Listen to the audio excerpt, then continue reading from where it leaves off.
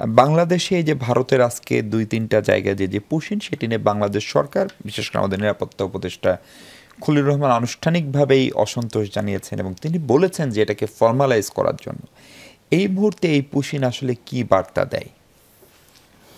আমাদের নিরাপত্তা উপদেষ্টা যথার্থই বলেছেন।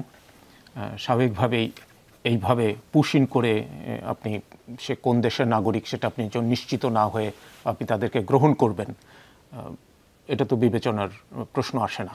কিন্তু কথা হলো যে এই পুশিন ভারত থেকে বাংলাদেশের মধ্যে এর আগেও বহুবার ঘটেছে, এবারও ঘটলো এবং এইবারের সংখ্যাও কিন্তু তুলনামূলকভাবে অনেক বেশি।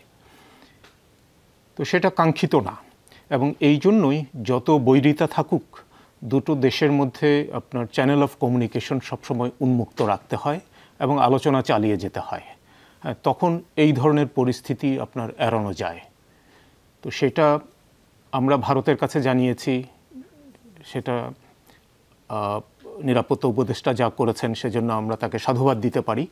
কিন্তু একই সঙ্গে এটা আমাদেরও উপলব্ধি করা উচিত যে চ্যানেল অফ কমিউনিকেশনটা আমরা যেন সবসময় সচল রাখতে পারি। কিন্তু এই পুশিনটা কেন করছে, মানে ভারত আসলে কি বার্তা দিতে চায়? এইটার সঙ্গে প্রথম কথা হলো ভারত পাকিস্তানের যে সম্পর্ক এখন রয়েছে সেটার সঙ্গে মিলানোর কোনো প্রয়োজন দেখি না, কিন্তু বাংলাদেশের সঙ্গে ভারতের যে বৈরিতা রয়েছে সেইটার সঙ্গে ডেফিনেটলি এটা রিলেটেড এবং সেই জন্যই উচিত আমার হলো যে এই বৈরিতাটা যত দ্রুত আমরা কাটাতে পারি তত বাংলাদেশের স্বার্থেই সেটা অনুকূল হবে। জি।